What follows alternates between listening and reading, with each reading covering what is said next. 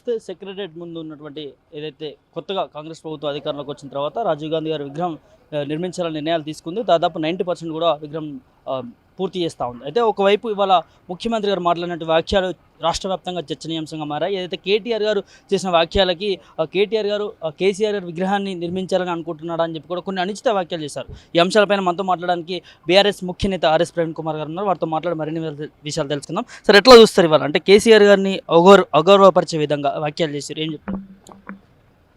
రేవంత్ రెడ్డి గారు మతి స్థిమితం కోల్పోయారండి.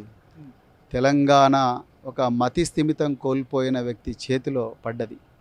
మరి పిచ్చేడు చేతిలో రాయి ఉంటే ఆ చుట్టుపక్కల ఉండే ప్రజలకు ఎంత ప్రమాదం ఉంటుందో ఈరోజు తెలంగాణ ముఖ్యమంత్రి రేవంత్ రెడ్డి గారితో వల్ల కూడా తెలంగాణ పిల్లలకు అంతే ప్రమాదం ఉంది.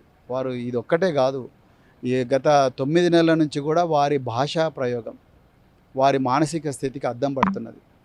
ఆయన మహబూబ్నగర్ సభలో మీ పేగుల మెడకేసుకొని తిరుగుతాని, లేకపోతే కేసీఆర్ చచ్చిపోయిన తర్వాతనే అనడము, తర్వాత ఈరోజు మరి నువ్వు రాజీవ్ గాంధీ విగ్రహం కాదు మీ నాయన విగ్రహం పెట్టుకోవాలని నువ్వు అంటున్నావా, ఆయన ఎప్పుడు పోవాలి మరి నువ్వెప్పుడు కావాలి అనే భాష ఏదైతే ఉందో అది తెలంగాణ భాష కాదండి.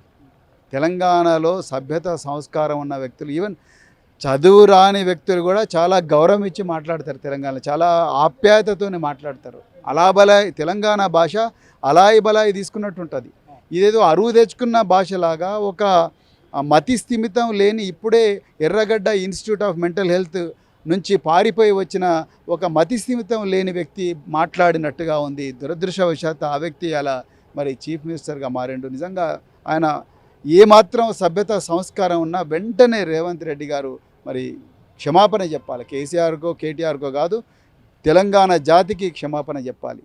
అసలు విషయం ఏంటండి, అసలు తెలంగాణ తల్లి విగ్రహం పెట్టాలనుకున్న స్థానంలో రాజీవ్ గాంధీ విగ్రహం పెడుతున్నారు. రాజీవ్ గాంధీ వల్ల తెలంగాణకి ఏమైంది చెప్పండి? ఎట్లా రాజీవ్ గాంధీ వల్ల తెలంగాణకి ఏమొచ్చింది? కుల్లం మాట్లాడదాం. ఏమొచ్చింది?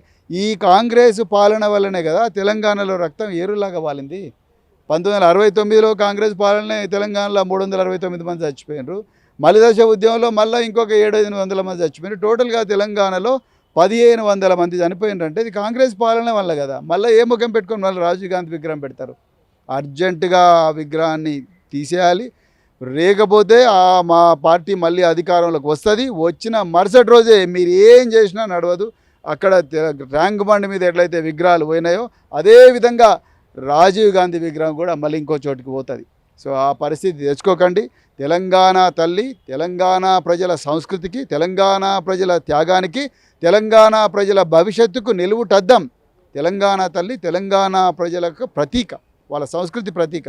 ఆ తెలంగాణ తల్లి విగ్రహాన్ని అవమానించి ఆ స్థలంలో రాజీవ్ గాంధీ విగ్రహం పెడితే రాజీవ్ గాంధీ ఏం చేసిండు? 1400 అమరవీరులను సృష్టించినందుక, లేకపోతే బోఫర్స్ కుంభకోణం చేసినందుక, లేకపోతే ఏం చేసినందుకు రాజీవ్ గాంధీ విగ్రహం పెడుతున్నారు మీరు? సో అదే జోలికి వస్తే ఊరుకునేది లేదని ముఖ్యమంత్రి గారు అంటున్నారు కదా. అవన్నీ మస్తు చూసినాం. ఇక తెలంగాణ ఒకసారి ప్రజల్లోకి పోమని చెప్పండి. ఎందుకు పోతలేడు ప్రజల లోపలికి? పోలీసు బందోబస్తు లేకుండా ప్రజల్లోకి పోమని చెప్పండి ముఖ్యమంత్రి గారిని. రుణమాఫీ రాలేదని చెప్పేసి మొత్తం రాష్ట్ర వ్యాప్తంగా గ్రామాన రైతులు గుత్పకట్టలు పట్టుకొని రోడ్ల మీదకి వచ్చిండ్రు, చెప్పులు గుత్పకట్టలు పట్టుకొని. ఒకసారి ఒమ్మనండి మంత్రులను, ఎమ్మెల్యేలను, ముఖ్యమంత్రిని. అంటే అధికారం ఉంది, చుట్టుపక్కల పోలీసు వాళ్ళు ఉన్నారు, నేనేం చేసినా నడుస్తుంది, అంటే కేసులు పెడతా అనే అధికారం ఉంది కాబట్టి ఏం మాట్లాడుతున్నా అంటే అది నడవదు. ఇది ప్రజాస్వామ్యం అంతే తప్ప ఎవరిష్టం వచ్చినట్టు మాట్లాడడానికి ఇది మన ఈవెన్ ఇంట్లో కూడా మాట్లాడలేవు ఆ భాష. నేను అది కూడా చెప్తున్నా, ఇంట్లో కూడా మాట్లాడలేము ఆ భాష. అలాంటి భాషను ముఖ్యమంత్రి గారు ఆ హోదాలో మాట్లాడుతున్నారంటే అది ఎవరి ముందర మాట్లాడుతున్నాడు? ఆయన చిన్నపిల్లల ముందర మాట్లాడుతున్నాడు. ఒక బతికున్న వ్యక్తిని, తెలంగాణ ఆవిర్భావానికి మూల కారకుడైన వ్యక్తిని, చచ్చిపోయిన తెలంగాణ నినాదాన్ని బతికించి 14 సంవత్సరాలు ప్రాణత్యాగానికి కూడా సిద్ధమై ఎన్నో కుట్రలు కుతంత్రాలు జరిగిన, వెన్నుపోట్లు పొడిచిన, మరి ఆ ఉద్యమాన్ని అట్లనే ముందరికి నడిపిన వ్యక్తిని, శాంతియుతంగా రాజ్యాంగబద్ధంగా నడిపిన వ్యక్తిని నువ్వు చచ్చిపోతావా అని అంటే అది ఏమన్నా సభ్యత ఉందా? సంస్కారం ఉందా? ఇదేనా మీకు సోనియా గాంధీ గారు నేర్పించింది? ఇదేనా ఈ సభ్యతేనా మీకు రాహుల్ గాంధీ గారు నేర్పించింది? ఇదేనా మీరు నేర్చుకున్నది? ఎవరు నేర్పించింది ఇది? ఈ భాష ఎవరు నేర్పించింది? ఎట్లా మాట్లాడడం ఎవరు చెప్పి? తెలంగాణ ప్రజలు ఏ మాత్రం ఛాన్స్ దొరికినా ఈసారి అంటే కాంగ్రెస్ ప్రభుత్వం ఎప్పుడెప్పుడు పోతుందా, ఎప్పుడెప్పుడు మళ్ళీ కేసీఆర్ రావాలని చూస్తున్నారు. ఇది వాస్తవం, కఠోరమైన వాస్తవం. ఇది బీఆర్ఎస్ పార్టీ గతం అయిపోయినట్టు వ్యాఖ్యలు చేస్తూ ఉన్నారు కదా సార్ వారు. ఇక చూస్తారు కదా బీఆర్ఎస్ పార్టీ గతం కాదు వీళ్ళు. ఇప్పుడు వీళ్ళందరూ ఒక్కసారి పోలీస్ బందోబస్తు లేకుండా తెలంగాణ ప్రజల లోపలికి పోమని చెప్పండి, ఎవరి కథం అవుతారో ప్రజలు నిర్ణయిస్తారు.